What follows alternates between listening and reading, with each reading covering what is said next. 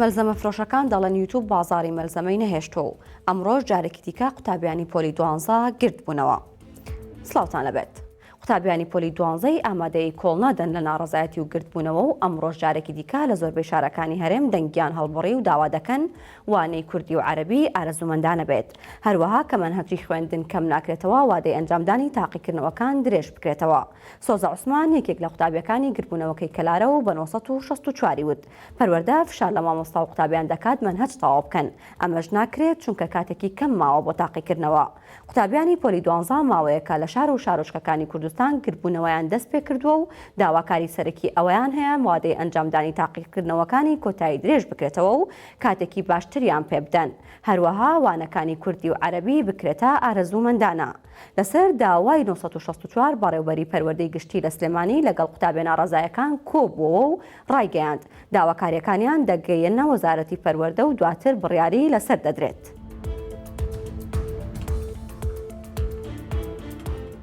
هەر قوتابیان کێشەیان نییە.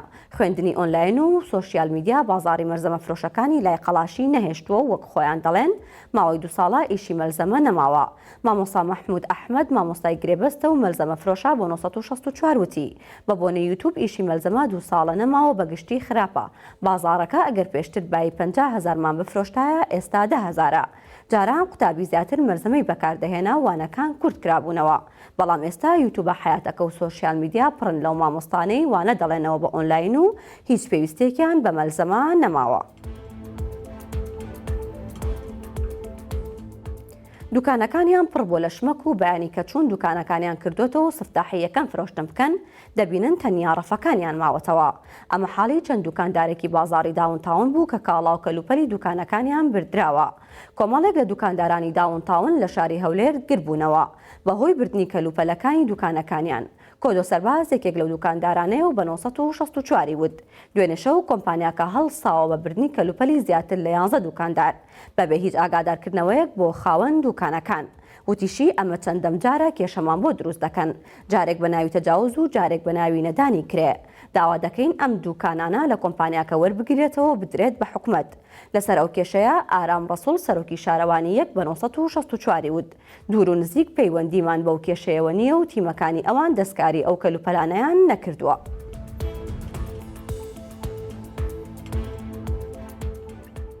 ڕۆزە معروف لە قوتابخانەی شاین لە تەمتەماڵ دەخوێنێت.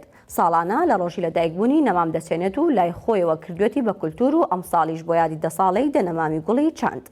معروف مەجید سەرۆکی ڕێکخراوی ئایندە بۆ پاراستنی ژینگە کە باوکی ڕۆزایە بە 964 وت دەیانەوێت ئەم بۆنەیە بۆ تەواوی هاوڵاتیان بکەنە کولتور و هەر خێزانێک و لای خۆیەوە کە ساڵیادی خۆیان و منداڵەکانیان هات نەمان بچێنن.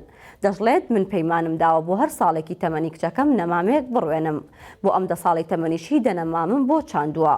بانگەوازێک بۆ هەموو هاوڵاتیانیش دەکات کە بۆ ساڵیادی مناڵەکانیان نەمام و گوڵ بڕوێنن چونکە دڵنیایان دەکاتەوە کە ئەمە دەبێتە خێرێکی نەبراوە بۆیان و دیاردەیەکی بەنرخیشە بۆ داهاتوو.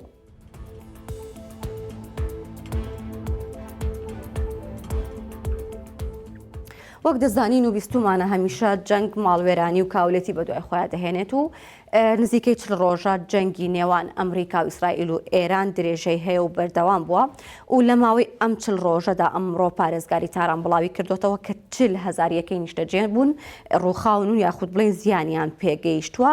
ئەم 40,000 تەنها لە ناو تارانەکە یەکەی نیشتەجێ بوون و بەرزیان کەوتون و خوێندنیش بڵاوی کردوتەوە وەزارەتی خوێندنیان کە 60 خوێندکار و دەمامۆستای زانکۆیان لە ناو هێرشەکاندا کوژراون و گیانیان لەدەستداوە. هەواڵەکانم پێشکەشکردن هەر شاد بن.